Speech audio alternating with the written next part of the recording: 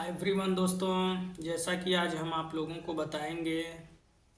कभी आप डॉक्टर के पास जाते हैं दवा लेने के लिए। अगर आपको सर्दी खांसी जुखाम बुखार अगर ऐसे सिम्टम्स आपको आते हैं तो आपने देखा होगा 4 से 5 दवाएं कॉम्बिनेशन में दी जाती हैं। लेकिन आप कभी अपने नियरेस्ट बंगाली या झोला छाप डॉक्टरों के पास गए होंगे। ज़्यादातर वो लोग ऐसा काम करते हैं, 4 या 5 या 6 दवाएं साथ में आपको देते हैं। लेकिन हम कहें, अगर आप स्पेशलिस्ट हो गया, बड़े डॉक्टर्स हो गए और वो उनके पास अगर आप गए हैं तो वो जो है कि जो आपको दिक्कत है, जो आपको प्रॉब्लम है, उसी दिक्कत की जो मेन दवा रहती है वो देंगे। या फिर साथ में कहें तो कॉमन दवा इसीलॉक या पीपीआई यानी कि पेंटाप्राजोल जो प्रोटॉन पंप इनहिबिटर्स होता है साथ में लगाएं, अन्यथा ज़्यादा दवाएं साथ में नहीं लगाते हैं। और आप ये देखे होंगे, जब आप झोला छाप या बंगाली डॉक्टरों के पास जाते हैं तो आपको अत्यधिक ग्रुप बना के दवाओं का ज़्यादातर दवाएं एक साथ देते हैं। और साथ में वो अपने अशिक्षा के अभाव के कारण ऐसा करते हैं। तो हम आपको ये एडवाइस करेंगे, आप उनसे बचें और ऐसे लोगों से दूर रहें, क्योंकि वो आपको दवाओं के कम्बिनेशन में जो एनएसाइड्स ग्रुप की दवाएं होती हैं, जैसे कि हम कह सकते हैं non steroidal anti inflammatory drugs, वो भी कम्बिनेशन में डाल देते हैं, जिसकी वजह से आपको ऑन द स्पॉट कुछ समय बाद आराम मिल जाता है दिक्कत और समस्याओं से।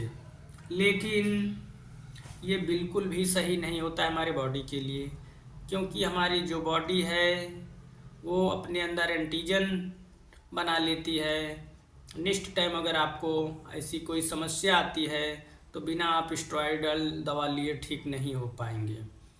तो इसीलिए आपको ऐसे डॉक्टरों से दूर रहना होगा, क्योंकि ये जो non steroidal anti inflammatory drugs होती है बॉडी के लिए हार्मफुल भी होती है।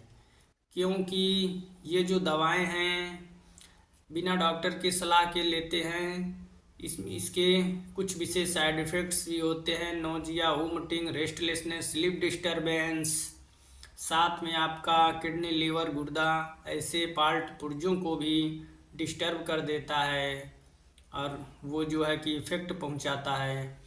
और जैसे कि आपको जो दवाओं का कम्बिनेशन दिया जाता है उसमें बहुत सारी दवाएं, अगर नॉर्मली आपको सर्दी खांसी जुखाम की ही समस्या है तो कभी आप लेने गए होंगे तो आपको बहुत सारी दवाएं कम्बिनेशन बना के आपको दी जाती हैं। जैसे कि हम बताएं तो एल्मॉक्स, सिटीजेट, बेटनीसॉल, पीसीएम 500, डेकाडान, सिटीजेट, ऐसी बहुत सी दवाओं के कम्बिनेशन आपको एक साथ इंटेक करने के लिए दिया जाता है, वो भी लॉन्गर ड्यूरेशन ऑफ टाइम।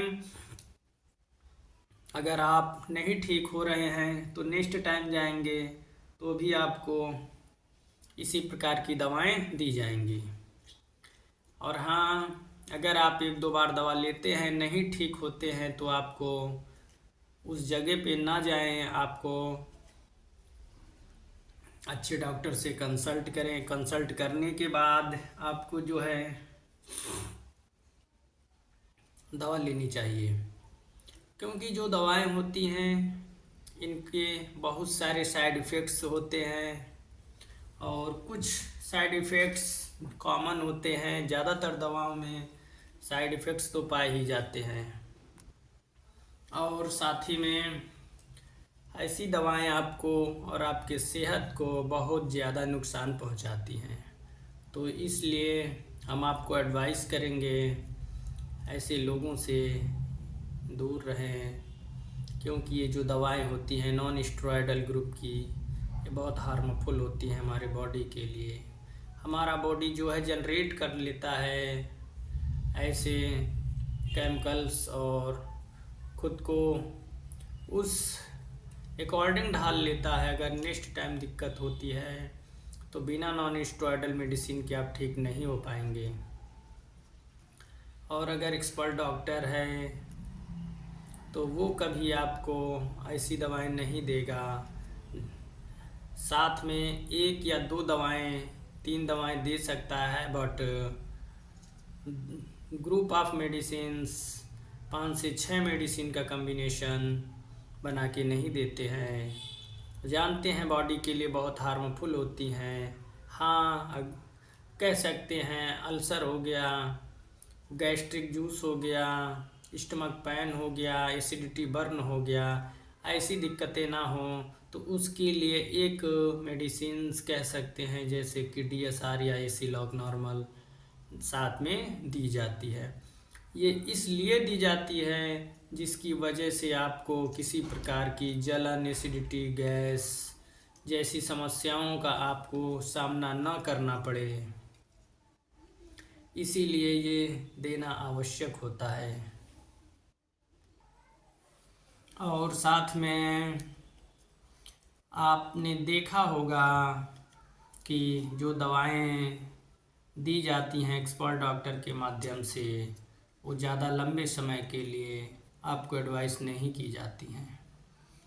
और आपकी समस्या जैसे ही ठीक होती है दवाएं बंद करा दी जाती हैं। तो इन सब बातों का आपको ध्यान रखना चाहिए। अगर आपको कोई समस्या होती है तो आप किसी एक्सपर्ट या अच्छे डॉक्टर से एडवाइस करने के बाद ही दवाएं लें। और एक विशेष जानकारी से हम आपको अवगत कराएंगे। हमारे इंडिया में पॉपुलेशन की जिस हिसाब से बढ़ोतरी है, जिसकी वजह से बेरोजगारी अत्यधिक है, और हम बात करें फार्मासिस्टों की तो अदर कंट्री में इनका बहुत स्कोप है।